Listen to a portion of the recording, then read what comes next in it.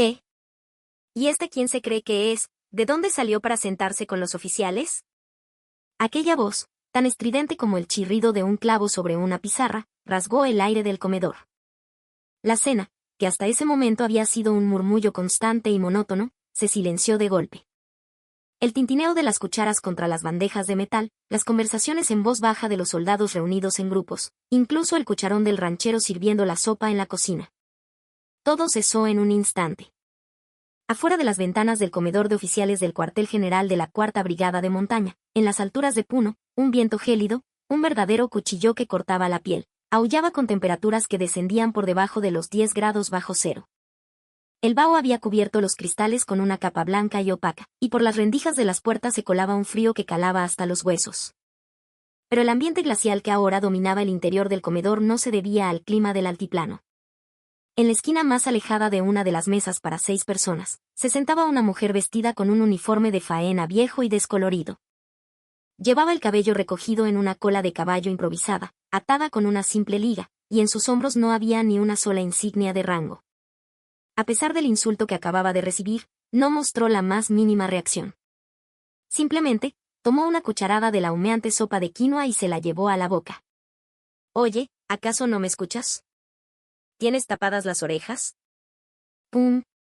Una pesada bota militar pateó con violencia una de las patas de la mesa. La sacudida hizo que el plato de sopa se tambaleara, y un chorro del caldo caliente salpicó la manga del uniforme de la mujer. Solo entonces ella dejó la cuchara. Lenta, muy lentamente. Sacó un pañuelo del bolsillo y, con una indiferencia pasmosa, se limpió la manga manchada. Sus movimientos, desprovistos de ira o sorpresa, eran como si espantara una mosca molesta. Esa calma excesiva, casi antinatural, generaba una extraña sensación de incomodidad en los presentes, pero para el hombre que estaba de pie frente a ella, solo significaba una cosa: le estaba faltando al respeto. En la placa de su uniforme se leía claramente el nombre, Carlos Mendoza. Sobre el pecho de su impecable uniforme de faena, la insignia de comandante brillaba con arrogancia bajo la luz fluorescente del techo. Era el jefe de logística de la brigada, un hombre cuya conciencia de élite, forjada en la prestigiosa Escuela Militar de Chorrillos, le llegaba hasta la médula de los huesos. En toda la base, era famoso por su soberbia y su trato despótico. Mendoza la miraba desde arriba, con la cabeza ladeada en un gesto de desdén. Detrás de él, un grupo de oficiales subalternos de su sección de logística se movían nerviosamente. Aunque visiblemente incómodos por el exabrupto de su superior, no se atrevían a intervenir, limitándose a mirar de un lado a otro. «No sé de qué hueco habrá salido, pero nadie te enseñó que este es el comedor de oficiales. El lugar donde comen los suboficiales y el personal civil es en aquella esquina de allá, ¿entendiste?» El grito de Mendoza retumbó en el comedor, salpicando saliva y con las venas del cuello hinchadas. Pertenecía a esa clase de hombres que creen que el volumen de su voz es directamente proporcional a su autoridad. La mujer levantó la cabeza. Sus ojos eran profundos y oscuros, más fríos que el cielo nocturno sobre el lago Titicaca y tan serenos como un abismo. Al encontrarse con esa mirada, por un brevísimo instante, Mendoza sintió un escalofrío recorrerle la espalda. Fue un impulso instintivo, el miedo primario que siente un herbívoro al toparse con un depredador en la espesura de la selva. Sin embargo, rápidamente descartó esa sensación como una simple molestia. No podía admitir, ni ante sí mismo, que se había sentido intimidado por una mujer sin insignias. Dicen que ni a los perros se les molesta mientras comen. Parece que en esta brigada la etiqueta es peor que la de los animales. La voz de la mujer era grave, pero cada palabra fue pronunciada con una claridad impecable. No era un murmullo. Era la dicción precisa y el tono firme de un comandante, forjado en miles de reuniones informativas y órdenes de operaciones. Pero el contenido de sus palabras fue el problema. Un silencio sepulcral se apoderó del comedor, roto únicamente por jadeos ahogados de asombro provenientes de varias mesas. «¿Está loca? ¿Acaso quiere que la arresten?» La incredulidad se pintó en los rostros de los oficiales cercanos. La cara de Mendoza se tornó de un rojo púrpura, como si estuviera a punto de sufrir un derrame cerebral. «¿Qué? ¿Qué acabas de decir, maldita insolente? Oye tú. ¿Cuál es tu unidad? ¿Quién es tu superior directo? Que venga el técnico supervisor de inmediato». Mendoza bramaba fuera de sí. Levantó una mano, con la clara intención de agarrarla por el cuello de la camisa. Pero la mujer ni siquiera parpadeó ante su gesto amenazante. ¿Quién era ella? Elena Quispe. Una leyenda viva de las Fuerzas Especiales del Ejército del Perú, forjada en el Comando de Inteligencia y Operaciones Especiales Conjuntas. Una veterana de innumerables operaciones antiterroristas y misiones encubiertas en el Brain, un arma humana que lo había visto y vivido todo. Para alguien que había mantenido la calma con el cañón de un fusil terrorista apuntándole a la cabeza, los gritos de un comandante con sobrepeso no representaban la más mínima amenaza. Había llegado a la base de forma anónima un día antes de su ceremonia oficial de toma de mando como nueva general de la brigada. En lugar del vehículo oficial, había usado su propio auto para infiltrarse discretamente. Quería oler el verdadero ambiente de su nuevo comando, no leerlo en los números de un informe. Y su instinto no le había fallado. Esta unidad apestaba a podrido. El hedor rancio de una autoridad corrompida, que usaba el rango como un arma para pisotear a los más débiles. Elena Quispe contuvo una mueca de disgusto. Un oficial sin disciplina haciendo un escándalo. Con razón la moral está por los suelos. Ignorante de sus pensamientos, Mendoza, incapaz de contener su furia, señaló con la barbilla una jarra de agua sobre la mesa.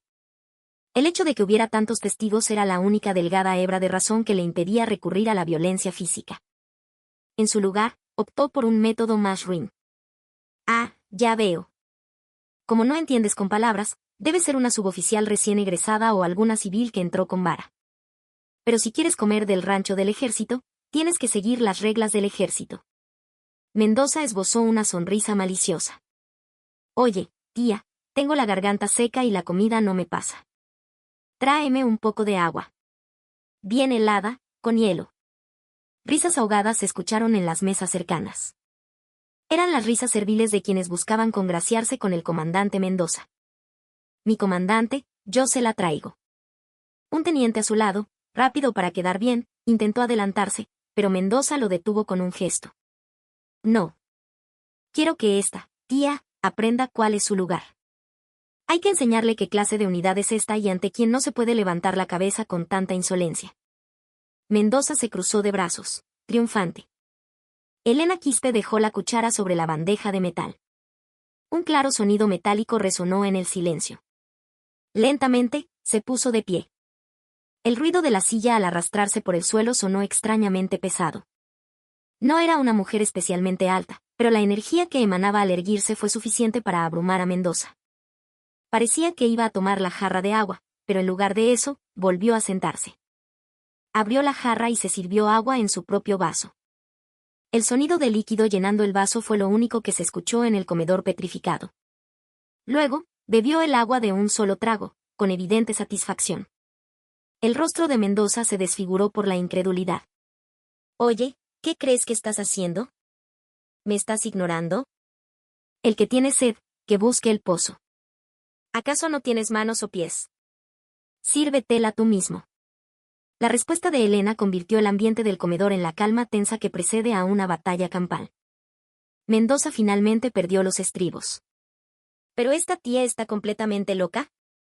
Hoy te vas arrestada. Llamen a la policía militar. Saquen a esta mujer de aquí y enciérrenla en el calabozo. Mientras Mendoza gritaba a pleno pulmón y se abalanzaba para agarrar a Elena por el hombro, la pesada puerta de metal del comedor se abrió con un estrépito ensordecedor. Todas las miradas se giraron hacia la entrada. En el umbral, exhalando nubes de vaho blanco, se encontraba un hombre. Su uniforme de faena estaba cubierto de barro y sudor, y en sus hombros lucía la insignia de coronel. Era Mateo Vargas, el comandante del batallón de infantería motorizada N grado 5. Acababa de regresar de supervisar un entrenamiento táctico nocturno. Al entrar al comedor con el casco bajo el brazo, su mirada de halcón detectó de inmediato la atmósfera anómala. Oficiales de pie en medio de la cena, el comandante de logística, Carlos Mendoza, armando un escándalo y manoteando a alguien en una esquina. ¿Qué sucede aquí? ¿Por qué tanto alboroto en el comedor a la hora de la cena? La voz autoritaria del coronel Vargas hizo que Mendoza se sobresaltara y se diera la vuelta. Sin embargo, su expresión cambió rápidamente a una de víctima agraviada. Ah, mi coronel. Qué bueno que llega. Hay una mujer loca, una civil, que se ha metido al comedor de oficiales y está causando problemas. Intenté ponerla en su sitio, pero es una insolente que no respeta a sus superiores. Mendoza señaló a Elena con el dedo, todavía resoplando de rabia. El coronel Vargas frunció el ceño y dirigió su mirada hacia donde señalaba Mendoza. Vio la espalda de una mujer sentada en la esquina. Uniforme de faena viejo, el pelo recogido. Vargas caminó hacia ella con paso firme. Oiga, señora. ¿Quién es usted?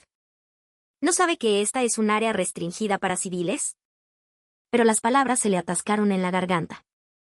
La mujer giró lentamente la cabeza y lo miró. Bajo la cruda luz fluorescente del comedor, su rostro quedó al descubierto. Vargas sintió que se le cortaba la respiración. La había visto una vez, de lejos, durante un entrenamiento conjunto con las fuerzas especiales cuando él era oficial de operaciones. Pero incluso si no la hubiera visto antes, era imposible no conocerla.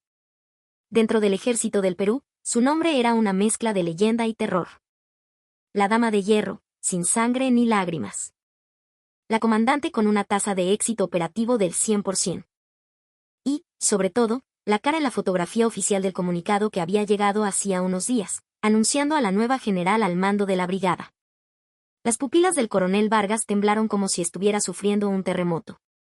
El casco que sostenía se le resbaló de las manos y cayó al suelo con un golpe seco.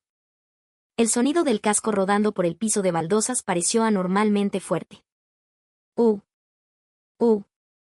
Los labios de Vargas temblaron.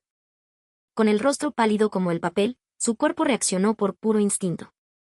Se cuadró con una rigidez casi sobrehumana, como si su columna vertebral fuera a quebrarse. ¡A la orden! El grito de saludo, tan potente que pareció hacer temblar el edificio, estalló en el comedor. Mendoza miraba al coronel Vargas con una expresión de total desconcierto. ¿Pero qué le pasa al coronel? ¿Se volvió loco?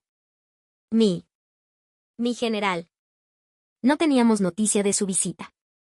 ¿Qué hace usted aquí? Soy el coronel Mateo Vargas, comandante del batallón de infantería motorizada N grado 5. He cometido una falta gravísima al no reconocerla antes durante la cena. La voz de Vargas era estentórea, pero el final de cada frase se quebraba ligeramente. Era el sonido inconfundible del miedo. Silencio. Un silencio absoluto y perfecto. Incluso el zumbido del extractor de aire de la cocina pareció detenerse.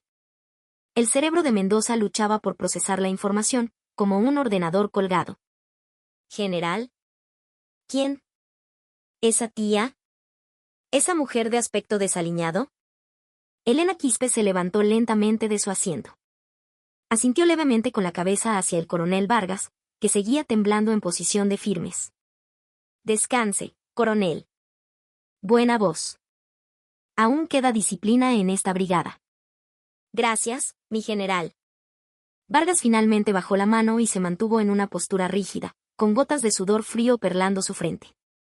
Elena se giró lentamente para encarar a Carlos Mendoza, que ahora estaba petrificado como una estatua de sal. Sus ojos estaban tan abiertos que parecían a punto de salírsele de las órbitas, y su boca permanecía abierta, incapaz de cerrarse. Su mirada viajó del rostro de Elena al espacio vacío en su hombro donde debería estar la insignia, y luego de vuelta a sus ojos helados.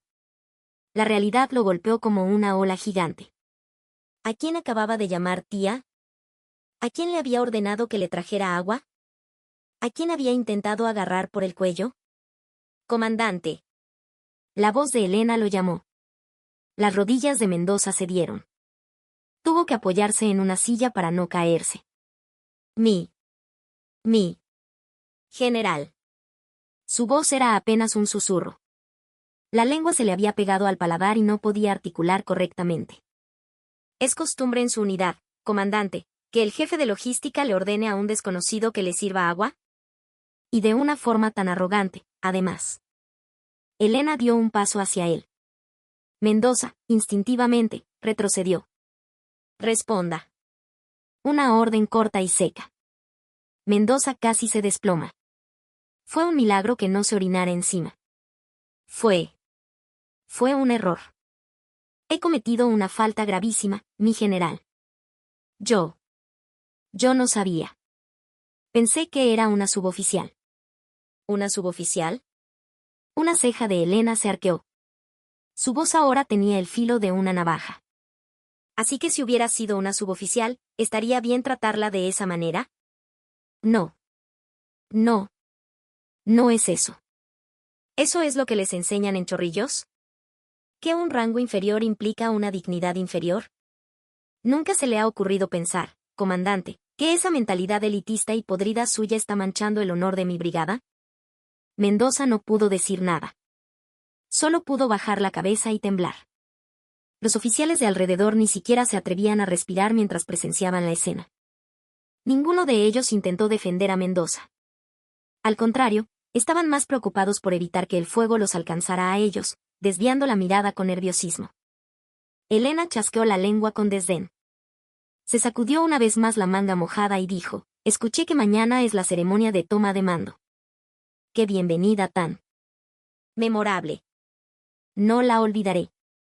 Sus palabras fueron como una sentencia de muerte. El mundo de Carlos Mendoza se volvió negro. Elena recogió su bandeja. El coronel Vargas corrió a toda prisa para tomarla, pero ella lo detuvo con un gesto. Yo limpio mi propio plato, coronel. Y usted, vaya a cenar. No deje que esto le quite el apetito. Elena vació los restos de su sopa en el contenedor de desperdicios, apiló su bandeja y se lavó las manos en el lavadero. Todo el proceso fue tan natural que costaba creer que se trataba de una general de 2 estrellas. Justo antes de abrir la puerta para salir, se detuvo una vez más. Sin girar el cuerpo, recorrió con la mirada el comedor congelado. Nos vemos mañana a las 9 en el campo de Marte. Esperen lo mejor. ¡Pum! La puerta se cerró tras ella. Pero el terror y la tensión que dejó atrás no se disiparon. Era la calma antes de la tormenta. No, la tormenta ya había comenzado. El silbido del viento nocturno de Puno sonaba como el aullido de una bestia herida. Carlos Mendoza se quedó desplomado en el suelo, mirando la puerta cerrada con una expresión vacía. Podía oír, como una alucinación, el sonido de su carrera militar llegando a su fin. A la mañana siguiente, el amanecer en Puno, en lo alto de los Andes peruanos, seguía siendo oscuro incluso después de que saliera el sol. Una espesa niebla cubría el campo de Marte del cuartel de la 4ª Brigada de Montaña, y a través de ella, un viento helado cortaba como un bisturí. 20 grados bajo cero. Un frío tan intenso que parecía pegar la piel al metal al contacto, pero las tropas formadas en el campo de desfiles no se movían ni un milímetro. La banda de músicos, formada a ambos lados del estrado, comenzó a tocar. La música marcial y solemne resonó, haciendo eco en las laderas de las montañas circundantes. Sin embargo, incluso esa música sonaba pesada, casi fúnebre, porque el corazón de los comandantes formados al pie del estrado era un infierno. Especialmente el del comandante de logística, Carlos Mendoza, que apenas se mantenía en pie. Estaba formado en medio de la fila de oficiales de Estado Mayor, y las piernas le temblaban tanto que le costaba mantenerse erguido. No había pegado ojo en toda la noche. Cada vez que cerraba los ojos, oía como una alucinación las palabras malditas que él mismo había pronunciado en el comedor. Y cuando los abría, la imagen de los ojos fríos de Elena Quispe, mirándolo como a un insecto, se dibujaba en el aire. Por favor, que lo deje pasar. Es una general, tiene cosas más importantes que hacer. No va a arruinar su reputación por castigar a un simple comandante, ¿verdad? Mendoza rezaba en su interior una y otra vez. El sudor frío empapaba su uniforme, y al enfriarse, un escalofrío espantoso recorría todo su cuerpo. La voz del maestro de ceremonias resonó por los altavoces. Se da inicio a la ceremonia de toma de mando de la 4ª Brigada de Montaña. Atención, batallón. El sonido de cientos de botas golpeando el suelo al unísono retumbó en el campo. En medio de ese ruido marcial, un sedán negro entró en el campo de desfiles. La puerta del coche se abrió y descendió una mujer. No era la mujer desaliñada con el uniforme de faena de ayer. Llevaba un uniforme de gala impecablemente planchado, de una pulcritud absoluta. Y sobre cada uno de sus hombros, brillando bajo el sol de la mañana, 2 soles de plata. Era la general de división Elena Quispe. Cada uno de sus pasos mientras subía al estrado estaba cargado de una pesada autoridad. Su expresión era dura como la roca, y su mirada recorría a las tropas formadas sin un atisbo de vacilación. Era el aura forjada en los campos de batalla del Brain, donde la vida y la muerte eran el pan de cada día, una presencia que no se obtiene simplemente por llevar insignias de alto rango.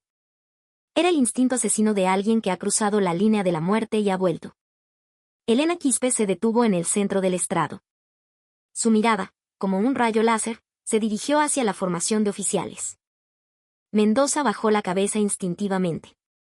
Si nuestras miradas se cruzan, estoy muerto. Su instinto gritaba de pánico. ¡Atención! Presenten, armas. El estruendoso saludo retumbó en todo el campo. Elena levantó lentamente la mano para devolver el saludo. La punta de sus dedos era afilada como la hoja de un cuchillo. Terminado el saludo, llegó el momento del discurso de toma de mando. Normalmente, seguiría una larga y aburrida perorata, pero Elena Quispe tomó el discurso preparado y, sin mirarlo, lo dejó caer boca abajo sobre el atril. Un sonido sordo resonó en los altavoces. Un silencio absoluto cayó sobre el campo de Marte. Solo se oía el silbido del viento. Buenos días, soldados de la 4ª Brigada de Montaña. Su voz era grave, pero nítida y penetrante. No he venido aquí para decirles palabras bonitas. Ayer, al llegar a esta unidad, lo primero que hice fue visitar el comedor. Y allí, fui testigo de una escena muy interesante. El corazón de Mendoza dio un vuelco. Se le cortó la respiración. Los otros oficiales de Estado Mayor a su lado lo miraban de reojo. El rumor se había extendido como la pólvora durante la noche. Hay un dicho que dice que el rango es poder. Pero en mi brigada, el que se comporta como un matón no es un soldado, es un delincuente. Las insignias no se las han dado para que abusen del poder. El Estado se las ha prestado para que asuman la responsabilidad que su peso conlleva. La voz de Elena fue subiendo de tono. Cuando estaba en las fuerzas especiales, nunca compartí ni una comida con un compañero en quien no podía confiar para que me cubriera la espalda. Y mucho menos una operación. Un comandante que trata a sus subordinados como sirvientes. Un oficial que da por sentado el esfuerzo de sus soldados. A mis ojos, son simplemente parásitos. Su mirada se clavó exactamente en la dirección donde estaba Carlos Mendoza. A pesar de la distancia, Mendoza sintió un terror como si el punto de mira de un rifle de francotirador estuviera apuntando directamente a su entrecejo. A partir de ahora, en mi brigada, no toleraré la autoridad sin competencia. Aquellos que se esconden detrás de sus suboficiales y soldados para simplemente firmar papeles, más les vale que se preparen. Fin del discurso. Corto e impactante.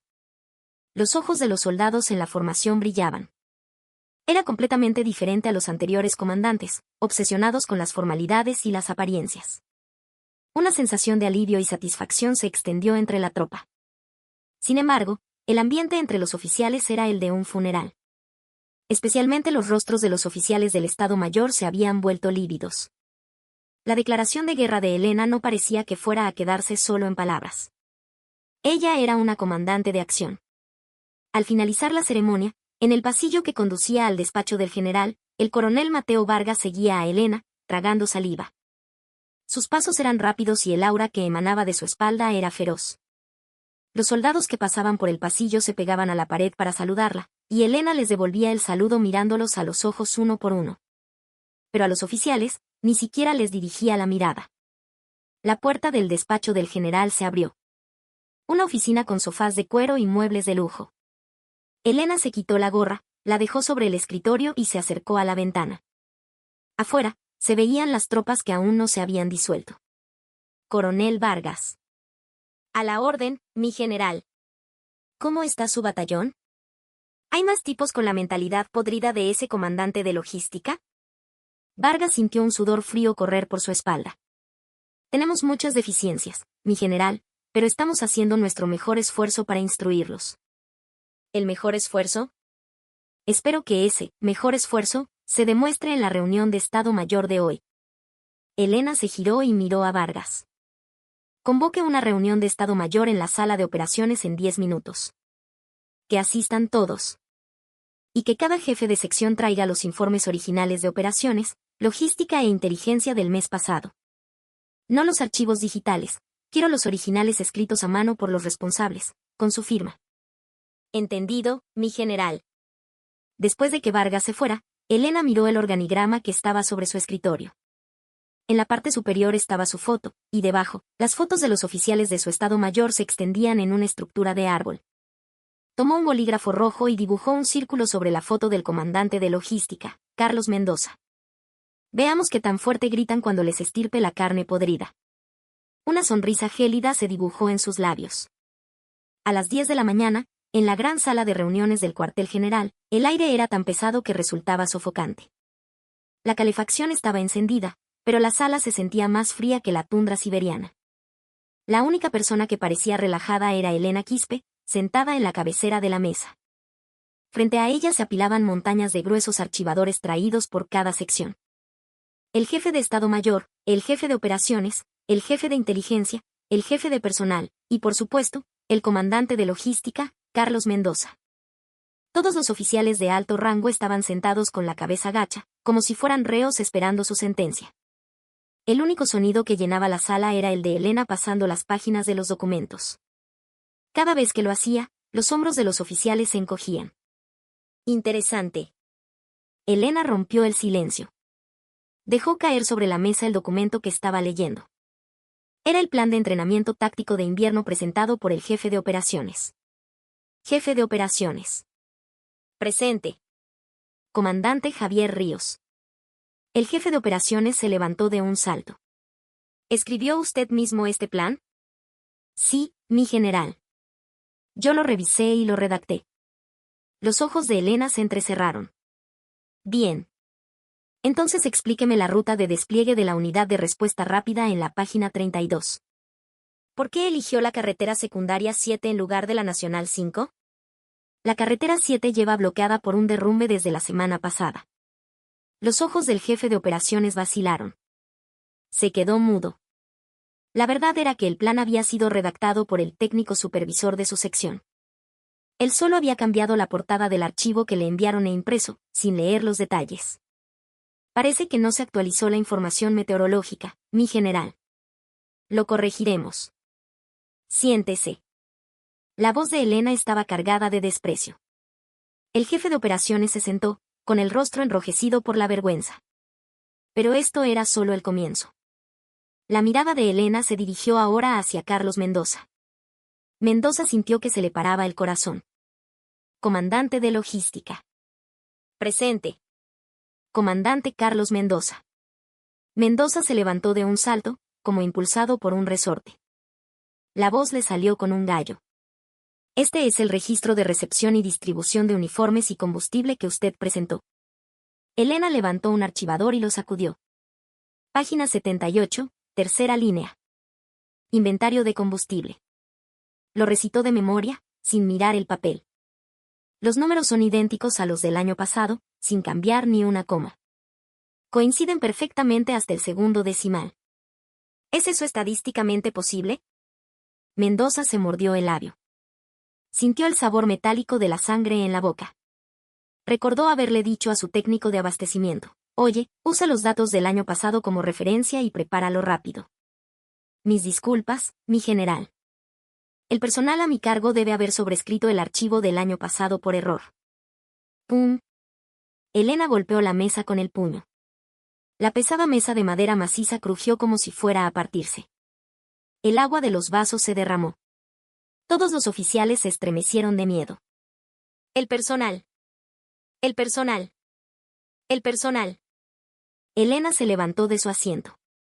Su grito retumbó en la sala de reuniones. ¿Es que de sus bocas no sale otra cosa que excusas y culpar al personal? ¿Para qué está un jefe? ¿Son máquinas de poner sellos en los documentos? No revisan lo que sus subordinados preparan, no verifican en el terreno, solo se preocupan de informar a sus superiores. ¿Y a eso se atreven a llamarse comandantes? ¿Se atreven a llamarse oficiales? Su ira no era un simple desahogo. Era una reprimenda contra la incompetencia que sacudía los cimientos de la institución militar. Le piden al asistente que les sirva el café, el plan de entrenamiento lo hace el técnico, la red de comunicaciones la instala el suboficial de comunicaciones. ¿Qué demonios saben hacer ustedes? Elena caminó lentamente por la sala. El sonido de sus botas militares parecía pisotear los corazones de los oficiales. Café. Dijo de repente. Tengo sed. Comandante de logística, tráigame una taza de café. Mendoza no podía creer lo que oía. ¿Café, en medio de esta situación tan tensa? Sí.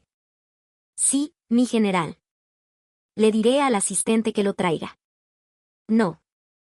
Lo cortó Elena. Tráigamelo usted. Ahora mismo. Mendoza se quedó paralizado. Él, un comandante, ir a preparar café en medio de una reunión. Era inconcebible. Su orgullo estaba herido. Pero la mirada de Elena era la de alguien que lo ejecutaría en el acto si se negaba. Con pasos vacilantes, Mendoza se dirigió al dispensador de agua en una esquina de la sala.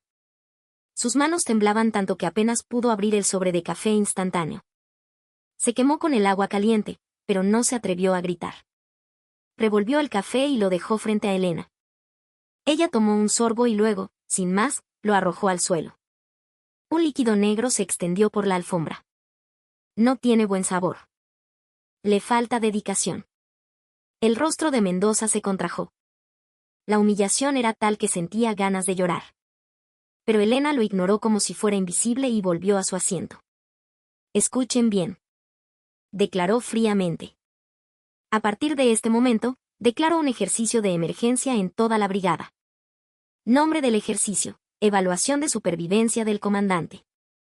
Los oficiales se miraron unos a otros. Era un ejercicio no programado. Las condiciones son simples. A partir de ahora, se desactivan todos los sistemas automatizados, la red administrativa y las comunicaciones digitales de la brigada. Solo se permite el uso de métodos analógicos, mapas, brújulas y radios de campaña antiguas. Hasta ahí, los oficiales podían esperárselo. Pero lo que dijo a continuación superó su imaginación. Y durante este ejercicio, queda prohibido todo apoyo de suboficiales y soldados. Todos los suboficiales permanecerán en sus barracas. La sala de operaciones, la sala de comunicaciones, el puesto de mando. Todo será operado exclusivamente por oficiales. Mi general. El jefe de operaciones gritó, casi suplicando. Eso es imposible. Nuestros sistemas actuales no pueden operar sin los conocimientos técnicos de los suboficiales. Desde la configuración de las frecuencias de radio hasta los equipos de cifrado, todo está a cargo de ellos. ¿Imposible? Elena sonrió con frialdad. Si estalla una guerra y el suboficial de comunicaciones muere en combate, ¿van a rendirse? Un comandante debe saber hacer lo que hace su subordinado. Esa es mi filosofía. Miró al coronel Mateo Vargas. Coronel, transmita la orden de inmediato. En todos los batallones y compañías, retiren a todo el personal de las salas de operaciones, excepto a los oficiales. A partir de ahora, el centro de mando y control de la brigada funcionará únicamente con el esfuerzo de los oficiales. Entendido, mi general. Vargas respondió y salió corriendo. Los oficiales que quedaron en la sala tenían expresiones de absoluta desesperación. Elena se levantó y dio la última estocada. Espero con ansias ver los resultados. Ver si realmente son tan inútiles como parecen, o si me he equivocado de juicio. Tendremos la respuesta antes de que anochezca. En cuanto Elena salió de la sala, los oficiales soltaron un suspiro colectivo, como si se hubieran puesto de acuerdo. Pero no había tiempo para suspirar. Las puertas del infierno estaban a punto de abrirse. 30 minutos después, en el centro de mando y control de la brigada, la escena era un auténtico desastre. Los operadores que dibujaban con destreza en los tableros de situación habían desaparecido. Los administrativos que tecleaban sin cesar habían desaparecido. Los suboficiales que manejaban los equipos de comunicación habían empacado y se habían ido. En la sala de operaciones vacía, solo quedaban oficiales de alto y bajo rango, deambulando como almas en pena. Oye, ¿cómo se enciende esta radio? ¿Dónde está el botón de encendido? El equipo de cifrado ha dado un error. ¿Cómo se reinicia esto? No encuentro los plumones para el tablero de situación. ¿Dónde está el encargado de abastecimiento?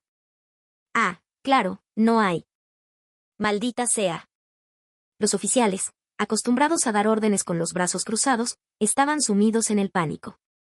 Los pitidos de error de las máquinas no cesaban, y los teléfonos sonaban sin que nadie supiera cómo contestarlos. Mendoza, en una esquina, sudaba a mares mientras luchaba con una radio antigua. Tenía que contactar con los batallones subordinados, pero hacía mucho que había olvidado cómo sintonizar las frecuencias. CHHH. CHHH. Aquí puesto de mando 1, aquí puesto de mando 1. ¿Por qué demonios no me escuchan? Golpeaba la radio con frustración. Desde el otro lado de una ventana de cristal, Elena Quispe lo observaba con los brazos cruzados. Su mirada era como la del emperador Nerón viendo arder Roma, o más bien, como la de un cirujano estirpando un tumor maligno, fría e implacable. Que comience la danza de los espantapájaros. Su monólogo se perdió entre el caos de la sala. Pero el verdadero sufrimiento apenas estaba por comenzar. Cuando cayera la noche, las interferencias de comunicación en el terreno montañoso y el frío implacable caerían sobre ellos. Sin el sólido escudo de sus suboficiales, los esperaba una noche terrible, desnudos e indefensos. El sol de invierno en el altiplano de Puno es corto. Pasadas las 5 de la tarde, el entorno se oscureció rápidamente, y pronto una oscuridad como la boca de un lobo envolvió la base militar. La temperatura se desplomó drásticamente. 28 grados bajo cero. Un viento cortante golpeaba las ventanas, haciéndolas vibrar.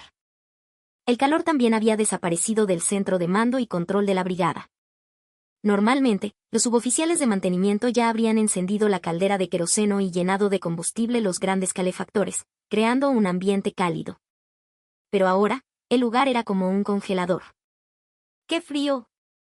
Oigan, enciendan el calefactor, gritó el jefe de operaciones, exhalando una nube de vaho blanco. Su voz estaba cargada de irritación. Mi comandante, el calefactor no tiene combustible, respondió un capitán, pateando el tanque del aparato. El sonido hueco de un recipiente vacío resonó en la sala. ¿Y qué esperas? Hay que traer combustible. Comandante de logística, ¿dónde está el combustible? El jefe de operaciones se dirigió a Mendoza. Mendoza, que seguía luchando con la radio en una esquina, levantó la cabeza con cara de desesperación. ¿Y cómo voy a saber yo dónde está el depósito de combustible? Normalmente, el técnico de abastecimiento se encarga de llenarlo. Además, la llave del almacén de combustible se la llevó él al irse. ¿Qué? ¿Entonces pretendes que nos congelemos aquí? Los gritos iban y venían. La camaradería entre oficiales que se trataban de hermanos se hizo añicos ante el frío. Finalmente, algunos oficiales de menor rango salieron, forzaron la puerta de un almacén y regresaron arrastrando a duras penas unos bidones de combustible. Pero los problemas no acabaron ahí. Nadie sabía cómo encender la mecha de la antigua estufa de queroseno. Acostumbrados a los modernos calefactores que se encienden con solo pulsar un botón, la vieja estufa, que requería ajustar la mecha y encenderla manualmente, les parecía más difícil de manejar que un equipo de alta tecnología. Quítense. Lo haré yo. Mendoza se adelantó, intentando recuperar algo de su maltrecho orgullo. Encendió un mechero y acercó la llama a la mecha. ¡Fuos! La llama no prendió en la mecha, sino en el queroseno derramado, levantando una llamarada. ¡Ah! ¡Fuego! ¡Apáguenlo, rápido! El centro de control se llenó en segundos de un humo acre y negro. Se desató el caos mientras buscaban extintores y los vaciaban. Los rostros de los oficiales quedaron cubiertos de hollín negro. Consiguieron apagar el fuego, pero la estufa se había estropeado. Ahora estaban condenados a pasar la noche a merced del frío glacial. El hambre también hizo su aparición. Era la hora de la cena, pero el apoyo del personal de cocina también había sido cortado. En el comedor no había ni un grano de arroz. Raciones de combate. Comamos las raciones de combate. Alguien trajo raciones de tipo B que tenían almacenadas. No eran las modernas que se calientan con agua, sino las antiguas, que consistían en masticar granos de arroz congelados. Masticando chocolate duro como una piedra y galletas resecas, los oficiales permanecieron en silencio. Les dolía la mandíbula y se les secaba la garganta.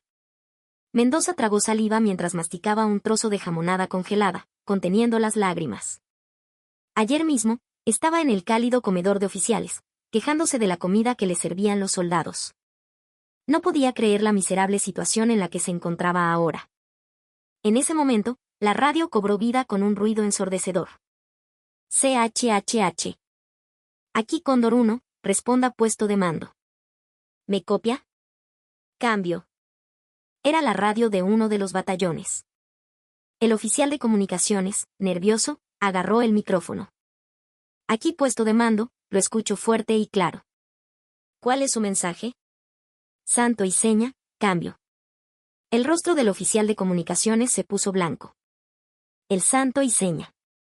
La contraseña secreta que cambiaba cada día.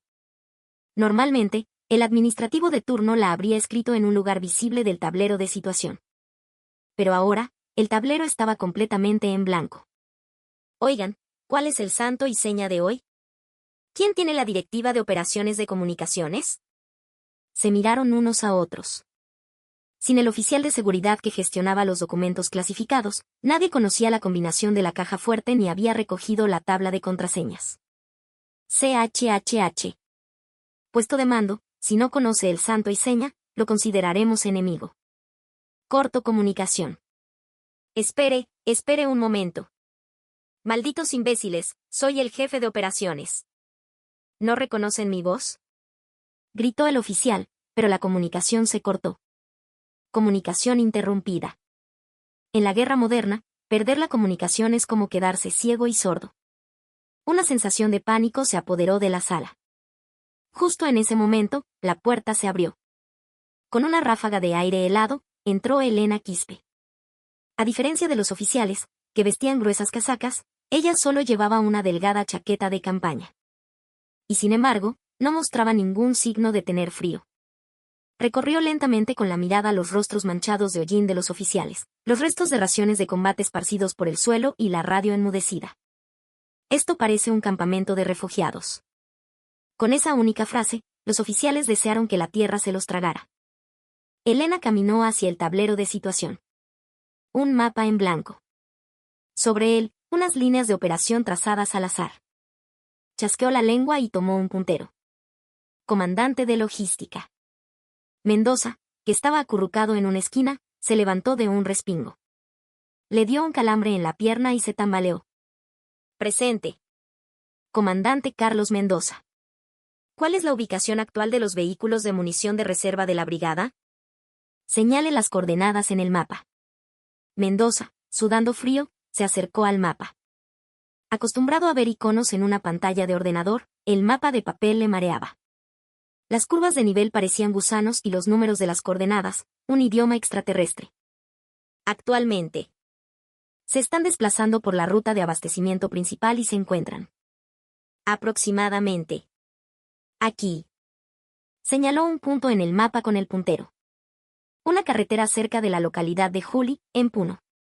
Elena sonrió con frialdad. Ahí. Sí. Sí, mi general. ¿Usted aprendió a leer un mapa alguna vez, comandante? Elena le arrebató el puntero y golpeó las curvas de nivel del punto que Mendoza había señalado. Esto es un precipicio. Un acantilado. ¿No ve el espaciado de las curvas de nivel? Según usted, ahora mismo 50 camiones de municiones se están lanzando al vacío. Ah. El rostro de Mendoza pasó del rojo al negro. Y también se equivocó al leer las coordenadas. Las coordenadas que usted indicó no son de aquí, sino de una zona restringida para civiles 20 kilómetros al norte. ¿Pretende entregarle la munición destinada a nuestras tropas al enemigo? Fue una humillación total. Una ejecución pública frente a todos sus subordinados. Mendoza no podía levantar la cabeza. Esta es la medida de su competencia. Elena dejó el puntero sobre la mesa. Sin máquinas, no pueden encontrar el camino. Sin subordinados, no pueden comer. No pueden soportar un poco de frío y se ponen a temblar. Y aún así, van por ahí con el pecho inflado de arrogancia. Los fulminó con una mirada gélida. Si esto fuera una situación real, a estas alturas ya estarían todos muertos. Peor aún, por su culpa, miles de soldados habrían muerto sin saber por qué. Debería darles vergüenza. En ese momento, una sirena estridente sonó en el exterior. No era una alarma de ataque aéreo. Era la sirena de comprobación del estado de defensa de la base. Situación de emergencia. Infiltración de fuerzas especiales enemigas. Dijo Elena con indiferencia. Al entrar, he retirado a todos los guardias de la entrada principal y del polvorín. Y he infiltrado a 10 hombres como fuerza de oposición. Ahora, salgan ustedes y deténganlos. Cojan sus fusiles y corran. Los ojos de los oficiales se abrieron como platos. ¿Defender el cuartel general ellos mismos? Mi general, nosotros somos comandantes. Luchar directamente sin tropas bajo nuestro mando es. El coronel Vargas intentó protestar, pero se calló al ver la mirada de Elena. Si no tengo a mis hombres, lucho yo. Ser comandante no es una excusa para esconderse detrás. Cuando estaba en las fuerzas especiales, si mis compañeros caían, yo era la primera en disparar y luchar cuerpo a cuerpo. Sacó su pistola de la funda y la golpeó sobre la mesa. Si el enemigo entra, prepárense para entregar sus uniformes. Los oficiales, a regañadientes, tomaron sus armas y salieron. La patética marcha de las estrellas y los soles, arrojados a un frío de 28 grados bajo cero y un viento cortante, había comenzado. Mientras tanto, los suboficiales, que esperaban en sus barracas, observaban la escena a través de las ventanas. Sentados en el cálido suelo, comiendo galletas, veían a los oficiales temblar de frío mientras montaban guardia afuera. Sus sentimientos eran una mezcla compleja. Miren al comandante Ríos. ¿No lleva el fusil al revés? Y miren al comandante de logística. Ni siquiera se ha abrochado la correa del casco. Ver a los oficiales que normalmente los trataban con desprecio y arrogancia actuar de forma más torpe que un soldado raso era una escena cómica.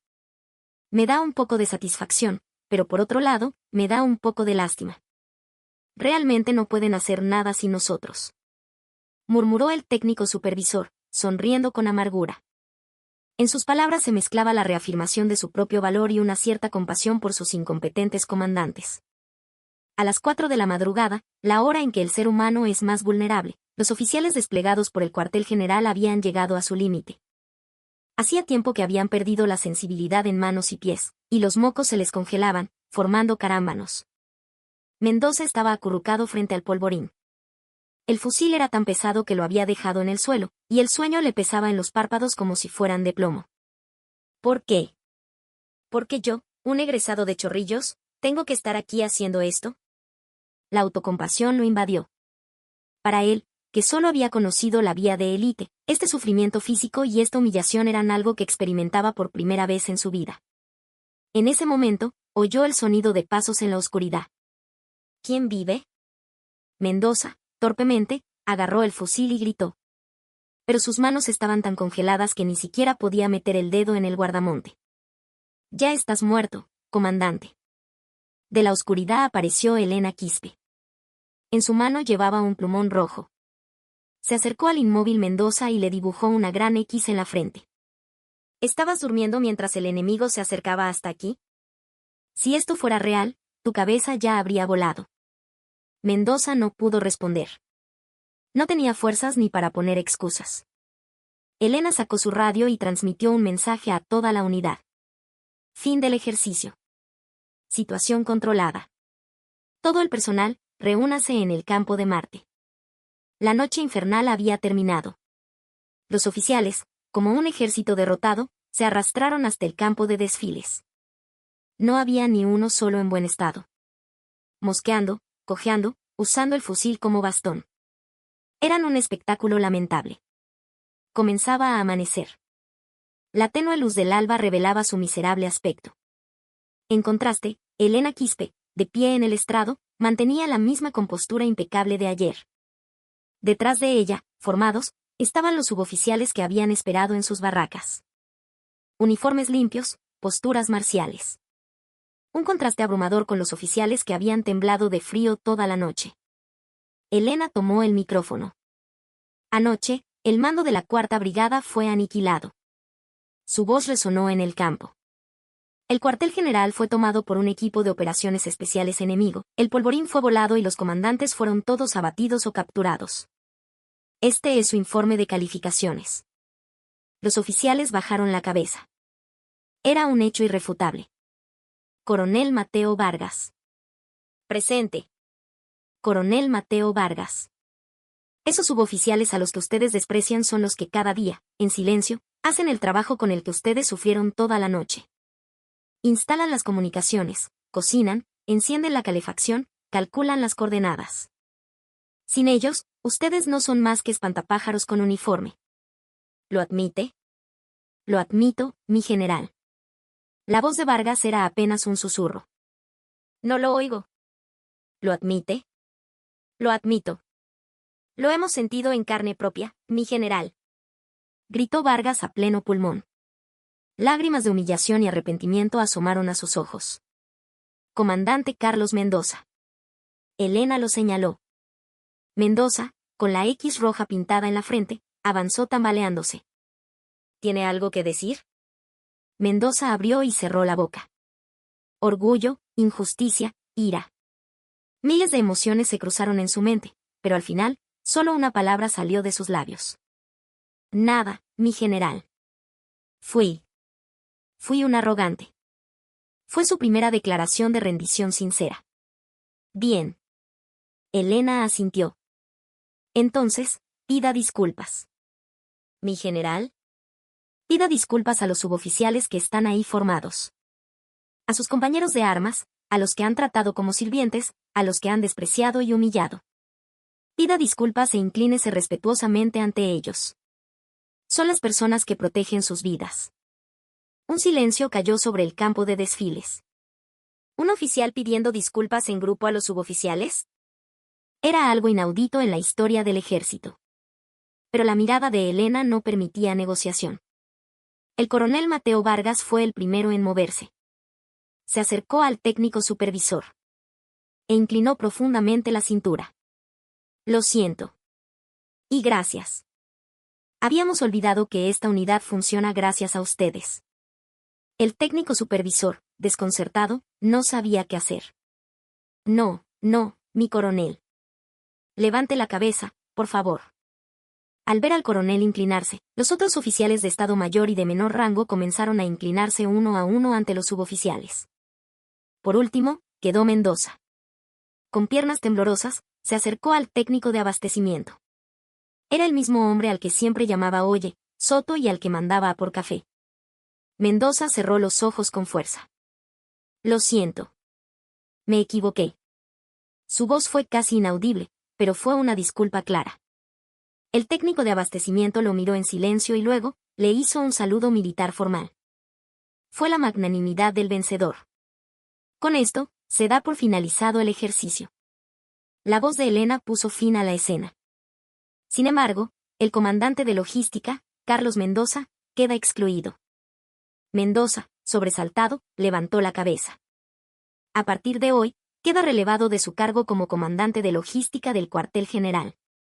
Mañana se presentará en el puesto de vigilancia, el Cóndor aislado, en el Cerro Ananea. ¿Mi general? ¿El Cerro Ananea? El rostro de Mendoza se volvió ceniciento. El Cerro Ananea era conocido dentro de la brigada como el lugar más inhóspito y frío. Un lugar de difícil acceso para vehículos, donde los suministros debían ser transportados a mano por una escalera de más de 4.000 peldaños. Y no piense que va a ir a sentarse en un escritorio. Su nuevo puesto es oficial de apoyo logístico. El arroz, las conservas, el combustible que usan los soldados. Lo cargará usted mismo sobre su espalda. Sienta en carne propia el frío y el hambre con que trabajan sus soldados. ¿Quiere decir qué? ¿Que cargue bultos? Soy un comandante. ¿No le gusta? Entonces presente su renuncia. Ahora mismo. Ante la gélida orden de Elena, Mendoza cerró la boca. Sus piernas cedieron y se desplomó en el suelo. El infierno de tener que subir y bajar miles de escaleras con pesadas cargas en un frío glacial se dibujó vívidamente ante sus ojos. El sol de la mañana había salido por completo.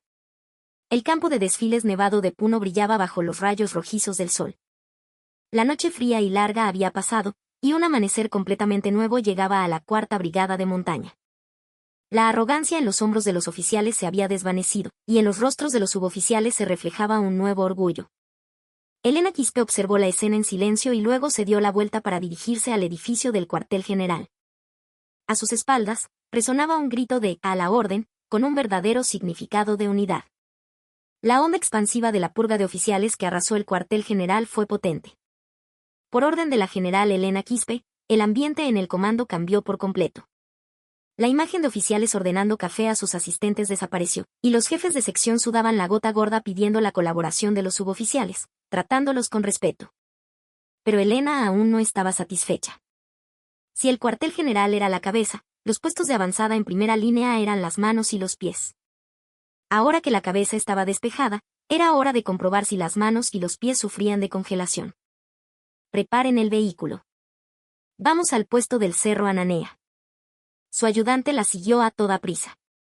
Mi general, La zona de Ananea está actualmente con las carreteras bloqueadas por la nieve. El acceso de vehículos es muy difícil. Iremos abriendo camino.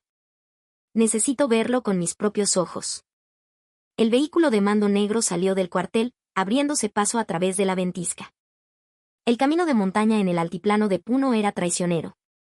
Las ruedas con cadenas patinaban y el vehículo se sacudía, pero Elena, en el asiento trasero, no se inmutaba mientras estudiaba un mapa de operaciones. Una hora después, llegaron al puesto de mando del batallón de Ananea, a más de 5.000 metros sobre el nivel del mar. El viento aquí era de otra dimensión. Cada vez que soplaba la ráfaga cortante, las alambradas emitían un gemido agudo. Elena abrió la puerta del centro de mando sin previo aviso. Un golpe de calor y olor a fideos instantáneos la recibió. Oye, jefe de operaciones, tráeme un poco más de ají. No hay nada como una sopa instantánea en un día de nieve. Era el comandante del batallón, un tal comandante Pérez. Se había quitado las botas, tenía los pies sobre un calefactor y sorbía ruidosamente su sopa.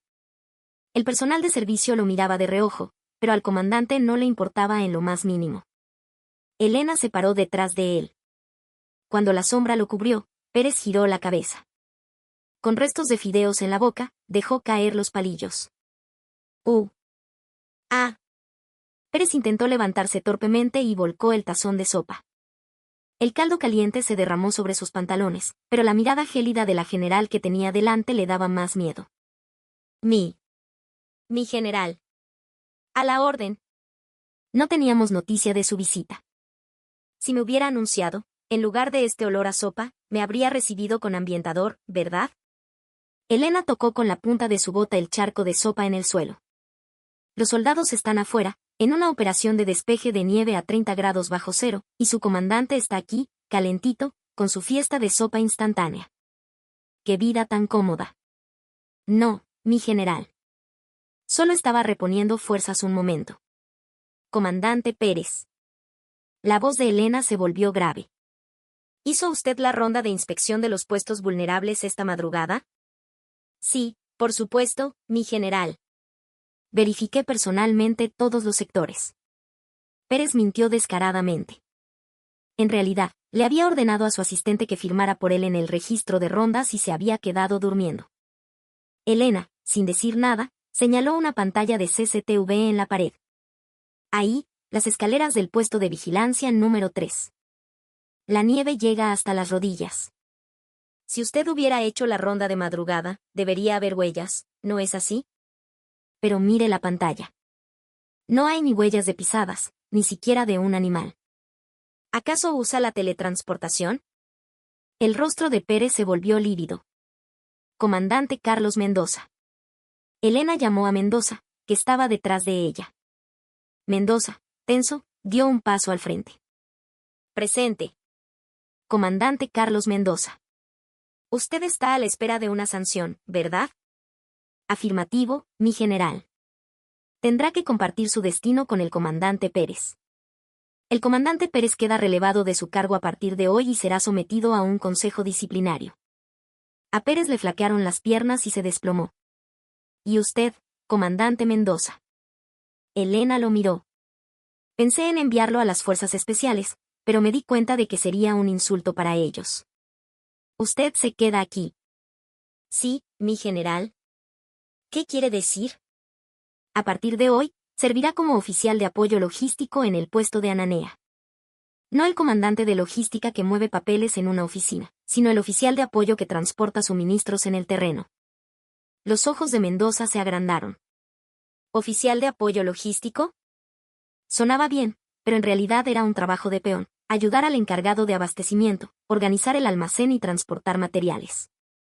Aquí hay más de 4.000 escaleras, ¿no? Y he oído que el teleférico de carga se estropea a menudo. Le vendrá bien para bajar de peso. El alimento para los soldados, el combustible para la calefacción. Lo cargará usted mismo sobre su espalda. Esa será su forma de redimirse ante esta brigada. Mendoza sintió que el mundo se le venía encima. En el puesto más avanzado, a 30 grados bajo cero, cargando bultos por miles de escaleras. Preferiría ir al calabozo. Si se niega, presente su renuncia. Ahora mismo. Ante la orden implacable de Elena, Mendoza bajó la cabeza. No tenía otra opción. Al día siguiente, comenzó el infierno para Carlos Mendoza. Las escaleras de Ananea eran famosas por su inclinación. Algunos tramos tenían una pendiente de casi 70 grados. Los soldados lo llamaban el romperrodillas. Mendoza, sin su insignia de comandante, vestía unos guantes gastados y un viejo traje térmico sin ninguna marca. A su espalda, en una mochila de carga, llevaba 2 bidones de queroseno de 20 litros cada uno. 40 kilos en total. Un peso que en su vida normal ni siquiera habría intentado levantar. Uf. Esto no es humano. Apenas había subido 10 escalones y sentía que el corazón le iba a estallar. El aire que entraba en sus pulmones era tan frío que sentía que se le congelaban por dentro. Oiga, tío, si se queda ahí parado, los de atrás no pueden subir. Hágase a un lado, le dijo a alguien con voz irritada. Era un suboficial de tercera de unos 20 años. El jefe del puesto. No lo llamó mi comandante. Eran órdenes de la general. Mendoza había sido despojado de su autoridad como oficial y debía ser tratado como un miembro más del personal de trabajo. Oye, Soto. Sigo siendo un comandante. ¿Qué son esas formas de hablar? Protestó Mendoza, jadeando. Pero el suboficial Soto se rió en su cara. ¿Quiere que lo traten como comandante? Pues compórtese como tal. Los soldados ya han subido con los sacos de arroz, han llegado a la cima y están de vuelta, y usted aquí, bloqueando el paso. No le faltaba razón. A su lado, un soldado raso pasó como una ardilla, cargando un saco de arroz. El rostro del soldado estaba cubierto de sudor y mocos, pero sus ojos brillaban con vida. Mendoza sintió que la cara le ardía de vergüenza. Apretó los dientes y volvió a mover los pies. 1 escalón, 2 escalones. Las piernas le temblaban y los hombros le dolían como si fueran a romperse. ¿Cómo aprobaba yo los pedidos de suministros cuando era jefe de logística? De repente, recordó sus errores pasados. Pedido de crampones para operaciones de invierno. Quedan existencias del año pasado, rechazar nueva compra. ¿Guantes térmicos?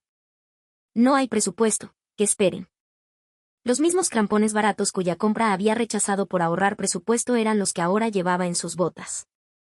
Estaban oxidados y las puntas, desgastadas, resbalaban constantemente en los escalones helados. ¡Ah! Mendoza resbaló y se golpeó la rodilla. ¡Arg! El grito de dolor fue inevitable. Un dolor agudo, como si el hueso se hubiera roto. Pero nadie se acercó a ayudarlo. Levántese. Aún queda mucho camino. El técnico de abastecimiento lo miraba con frialdad desde arriba. Era el mismo suboficial al que Mendoza, sentado en su oficina, le ordenaba que le trajera café. Técnico. Ayúdeme, por favor. No puedo más. Suplicó Mendoza. El técnico suspiró y solo hizo el amago de levantar la mochila de carga de Mendoza. ¿Se acuerda, mi comandante? El año pasado, cuando le pedí un suministro adicional de combustible para la calefacción de los puestos de vigilancia, ¿qué me dijo usted? Diles que ahorren un poco de combustible. Se quejan de frío porque les falta disciplina. Ante las palabras del técnico, Mendoza no pudo decir nada. Ese bidón de combustible que lleva ahora a la espalda, mi comandante. Por la falta de uno como ese, los soldados pasan la noche con varias capas de ropa, temblando de frío. ¿Siente ahora lo que pesa de verdad? Lágrimas asomaron a los ojos de Mendoza. No era por el frío. Era por la vergüenza. En ese momento, comprendió dolorosamente que cada cifra que él había recortado desde su escritorio se traducía en el sufrimiento de los soldados en el terreno. Se levantó de nuevo. La rodilla le dolía como si fuera a estallar, pero apretó los dientes y siguió caminando. Esa noche, Mendoza yacía en un catre en una esquina del puesto de avanzada, gimiendo de dolor. Todo el cuerpo le dolía como si le hubieran dado una paliza. La cena consistió en arroz congelado y una sopa de sobreaguada y fría. En otros tiempos, habría tirado la bandeja al suelo, pero ahora, daría cualquier cosa por un poco más. General Quispe. ¿Esto es lo que querías? Pensó, masajeándose los pies hinchados. La razón por la que no lo envió a las fuerzas especiales. Un arrepentimiento espiritual más profundo que el simple castigo físico. Hacerle enfrentarse a su propia incompetencia, revolcándose en el barro con los soldados. Era un método cruel, pero sin duda, el más efectivo. Una semana después, una densa niebla cubrió la región de Ananea. La visibilidad no superaba los 5 metros, las peores condiciones climáticas posibles. Mendoza seguía cargando bultos, esta vez en una operación de abastecimiento nocturno. Llevaba una caja de bombillas de repuesto para los reflectores averiados. Fue entonces cuando un agudo estallido rasgó la niebla. Mendoza se tiró al suelo por puro instinto. Allí. Individuo sospechoso al frente, identifíquese. El grito desesperado del jefe del puesto de vigilancia fue seguido por el sonido de la alarma. Alerta, alerta. Todos a sus puestos de combate. No era un simulacro. Era una situación real. Un grupo de infiltración narcoterrorista, aprovechando la niebla, había intentado cortar la alambrada y había sido descubierto. Rat-tat-tat-tat. La ametralladora de un puesto aliado abrió fuego. Los enemigos respondieron. Las balas rebotaban en las rocas, levantando chispas. ¡Arg! El suboficial Soto, que estaba justo al lado de Mendoza, cayó al suelo agarrándose el hombro. Una bala de francotirador. Soto. ¿Estás bien? Mendoza se acercó a él, aterrorizado. La sangre brotaba del hombro del suboficial. Mi. Comandante. La munición. Soto, a pesar del dolor, señaló con el dedo hacia la retaguardia. La munición del nido de ametralladoras se estaba agotando. La ruta de abastecimiento estaba bloqueada por el fuego enemigo. Mendoza temblaba de miedo. Quería huir. Él no era un soldado de combate, era un simple cargador castigado. Si se quedaba tirado en el suelo, nadie le diría nada. Pero las palabras del técnico de abastecimiento resonaron en sus oídos. ¿Siente ahora lo que pesa de verdad? Y vio la mirada del suboficial Soto, sangrando. El mismo suboficial que lo despreciaba, ahora confiaba en él, pidiéndole munición. Maldita sea. Maldita sea. Mendoza soltó un juramento y se levantó. Arrojó al suelo la caja de bombillas que llevaba en la espalda. Y agarró 2 cajas de munición de reserva que estaban a su lado. 20 kilos cada una. Cubrime. Voy yo. Gritó Mendoza. Fue casi un alarido. Corrió, con una caja de munición en cada mano. Ping. Ping. Las balas le silbaban cerca de los oídos.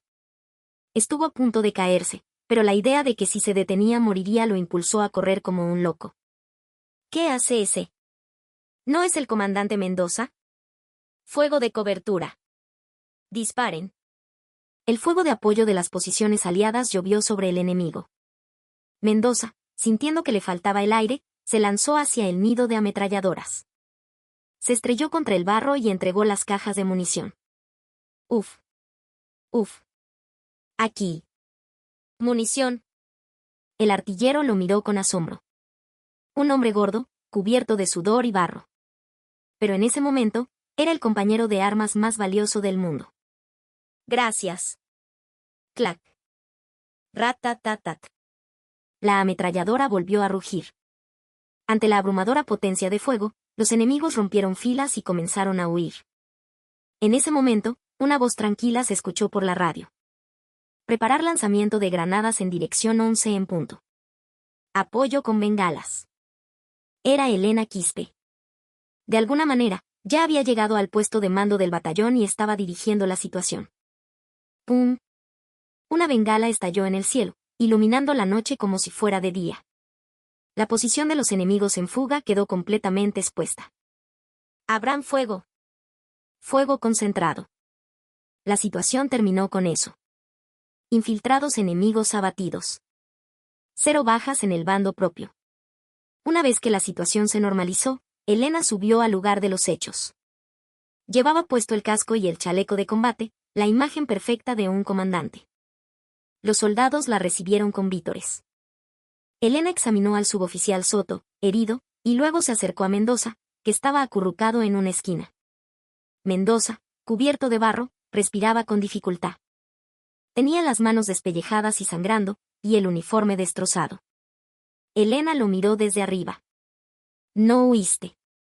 Mendoza levantó la cabeza con esfuerzo. Me temblaban tanto las piernas que no pude correr. Respondió, medio en broma, medio en serio. Una leve sonrisa apareció en los labios de Elena. ¿Has entendido ahora lo importante que es transportar suministros? Lo he entendido en carne propia, mi general. Una caja de munición pesa más que mi propia vida. Elena le tendió la mano. Levántate. Gracias a ti, el nido de ametralladora se salvó. Hoy, te has ganado el respeto. Mendoza, aturdido, tomó su mano. La mano de la general, llena de callos, era áspera pero cálida. La mirada de los soldados y suboficiales que rodeaban a Mendoza había cambiado. Ya no lo veían como un cerdo incompetente o un oficial corrupto. Era un compañero de armas que había cruzado la línea de fuego con ellos. Esa mirada de reconocimiento era para Mendoza más valiosa que cualquier medalla. Cuando volvamos, reconsideraré tu puesto como jefe de logística. Pero con una condición, dijo Elena, sacudiéndole el polvo del uniforme. A partir de ahora, todos los planes de abastecimiento se aprueban después de una inspección en el terreno. Si te pillo moviendo solo papeles otra vez, te enviaré de verdad a las fuerzas especiales. Lo tendré muy presente, mi general. Inspección en el terreno. Siempre inspección en el terreno. Mendoza respondió enérgicamente, en posición de firmes. En su voz, la arrogancia de antes había sido reemplazada por una sólida determinación. El aire de la madrugada en Ananea seguía siendo frío, pero la línea de defensa de la 4ª Brigada de Montaña estaba más caliente que nunca. Allí estaban los verdaderos soldados. Desde la general hasta el soldado raso, y un comandante redimido. Era un momento de unidad forjada en el fuego. El invierno en Puno fue largo y duro. Pero ningún invierno es eterno. La nieve acumulada en los valles de Ananea se derritió, convirtiéndose en arroyos, y en los árboles desnudos cerca de la alambrada comenzaron a brotar nuevos y verdes capullos. Llegó la primavera. El paisaje del cuartel general de la 4ª Brigada de Montaña había cambiado por completo desde el invierno pasado. Mi comandante. Han llegado las nuevas botas térmicas del almacén central de la división. Por favor, verifique la cantidad. El técnico de abastecimiento entró sudando. El puesto del jefe de logística, que antes habría estado ocupado por un hombre tumbado en el sofá viendo la televisión o revisando el mercado de valores, estaba vacío. Ah, Soto, llegaste. Un momento, estoy en el almacén. La voz provenía del interior. Un hombre con ropa de trabajo y guantes, cubierto de polvo, salió caminando. Era el comandante Carlos Mendoza. Su barriga había desaparecido notablemente, y su rostro, antes pálido y brillante, estaba bronceado por el sol, con un saludable tono cobrizo. Las he contado yo mismo, 250 pares, exacto. La clasificación por tallas también es perfecta. Buen trabajo. Mendoza le entregó una bebida fría en lata al técnico. Oh, no es nada, mi comandante. ¿Usted mismo ha participado en la descarga? Hay que ganarse el sueldo. Y por cierto, la última vez vi que las botas del 5º batallón estaban muy gastadas. Asignemos este nuevo lote prioritariamente a ellos. Iré personalmente a asegurarme de que las tallas les queden bien y a entregárselas. El técnico sonrió, fingiendo sorpresa. Mi comandante, a este paso va a dejar sin trabajo a todos los encargados de abastecimiento. Conoce también el terreno que ya no podemos holgazanear. Ja. ¿Qué dices? Tú sabes mejor que nadie que sin ustedes, la brigada se paraliza. Vamos, el almuerzo corre por mi cuenta. ¿Qué tal un caldo de gallina? Los dos hombres salieron de la oficina, caminando hombro con hombro como hermanos. Los oficiales subalternos que pasaban por el pasillo saludaban a Mendoza con respeto. No era el saludo obligatorio al rango, sino una muestra de respeto hacia un verdadero soldado. A las 2 de la tarde, en el campo de Marte de la brigada, se celebraba una ceremonia de condecoración y de relevo de mando, presidida por la general Elena Quispe. Bajo el estrado, todos los soldados estaban formados en perfecta alineación. Sus miradas estaban vivas. La desconfianza hacia sus comandantes había desaparecido, y en su lugar, había un orgullo que decía, nuestra general es de verdad. El maestro de ceremonias tomó el micrófono. A continuación, se procederá a la entrega de condecoraciones. Comandante Carlos Mendoza, de la Jefatura de Logística. Mendoza corrió hacia el estrado. Movimientos marciales, pasos firmes. La imagen del comandante gordo que jadeaba y gritaba el invierno pasado había desaparecido por completo. Elena Quispe le entregó la condecoración. «Felicidades, comandante. Esta medalla no la has ganado con un bolígrafo, sino con el sudor de tu frente. Gracias, mi general. Ha sido gracias a sus enseñanzas». Los ojos de Mendoza se humedecieron. Mientras le prendía la medalla en el pecho, Elena le susurró en voz baja: «Te ves mucho mejor que cuando cargabas combustible en Ananea. No vuelvas a engordar». «Sí, mi general. Lo tendré muy presente». Los dos se miraron y sonrieron. Era la fuerte camaradería que solo pueden compartir quienes han cruzado juntos la línea de la muerte. A continuación, el ambiente cambió. Se procederá a informar sobre el resultado de una medida disciplinaria. Escoltado por la policía militar, un hombre fue arrastrado al lado del estrado. Una figura lamentable, con la insignia de rango arrancada de su uniforme. Era el excomandante del batallón de Ananea, Pérez. Tras su relevo por el fracaso operativo, negligencia en el servicio e informes falsos, había recibido una sanción grave del Consejo Disciplinario. Elena tomó el micrófono y se dirigió a los soldados. Un soldado vive de su honor. Pero no hay honor para aquel que comercia con la sangre y el sudor de sus subordinados para su propio beneficio. Su voz, incluso en medio de la brisa primaveral, era fría como la escarcha. El excomandante Pérez abandonó sus deberes básicos como comandante, ignoró el sufrimiento de sus soldados y persiguió su propio interés. Por lo tanto, el Consejo Disciplinario ha ordenado su baja deshonrosa. Ya no es un soldado. Será expulsado de esta base inmediatamente. Pérez no pudo levantar la cabeza. La humillación de ser expulsado frente a todos los soldados por la policía militar. Era una muerte social, peor que una sentencia de muerte. Los oficiales que observaban la escena sintieron un escalofrío. La máxima de Elena: si no sabes, aprendes; si abandonas a tus subordinados, estás acabado, se les grabó a fuego en los huesos. Al finalizar la ceremonia, al atardecer, Elena estaba de pie junto a la ventana de su despacho, observando la base de la 4ª Brigada de Montaña. Bajo los cerezos en flor, soldados y oficiales jugaban juntos un partido de fútbol. En sus rostros, riendo y bromeando sin insignias de por medio, se sentía una verdadera paz. Toc, toc. Alguien llamó a la puerta y entró Mendoza. Llevaba una bandeja con 2 tazas de café. «Mi general, ¿tiene un momento?» «Le he traído un café». Elena sonrió. «¿Un café hecho por ti?» «Espero que no sea como el de la otra vez, que tuve que tirarlo al suelo». «Claro que no, mi general.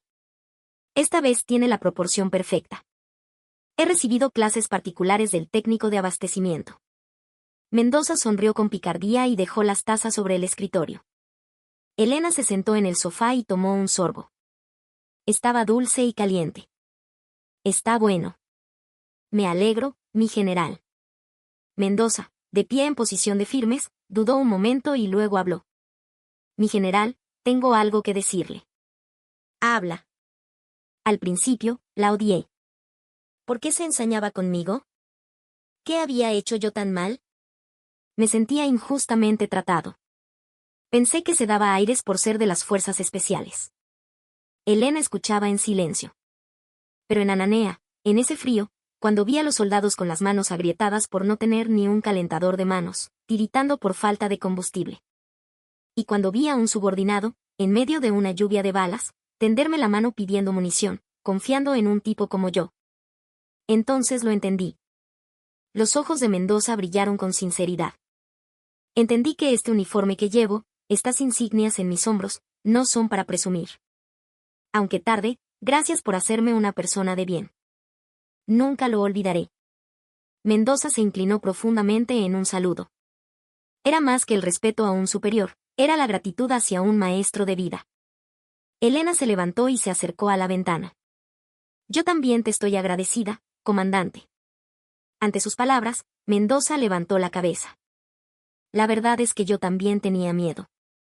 «¿No estaré siendo demasiado dura? ¿Y si se niegan a seguirme?» Me preocupaba. Pero al ver cómo cambiabas, me convencí. Todo soldado lleva una chispa ardiente en su corazón. Elena señaló a los soldados fuera de la ventana.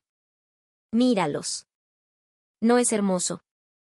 Somos personas que protegemos a nuestra nación con la juventud de ellos como garantía. Por eso, debemos ser más pesados. No por el peso de las insignias, sino por el peso de la responsabilidad. ¿Entendido? Sí, mi general. Lo tendré muy presente. Vete ya. Soto te estaba buscando. Dice que le apruebes el presupuesto para la parrillada. Ah. Estos muchachos siempre quieren vaciar mi billetera. Entendido, mi general. A la orden. Mendoza saludó enérgicamente y salió. Sola en el despacho, Elena jugueteaba con la taza de café que se enfriaba. En un rincón de su escritorio, una foto enmarcada de sus días en las fuerzas especiales llamó su atención. Ella, joven, sonriendo, cubierta de barro junto a sus compañeros. ¿Están viendo? Lo estoy haciendo bien, para que no se avergüencen de mí.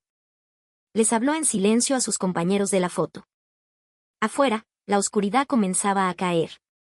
Pero la cuarta brigada de montaña no estaba a oscuras. Más brillante que las luces de los postes que iluminaban la base era la mirada de los soldados que cumplían con su deber en silencio desde sus puestos. Elena se puso la chaqueta del uniforme y la gorra. En el espejo se reflejó la general de división del Ejército del Perú, Elena Quispe. Su mirada era más clara y firme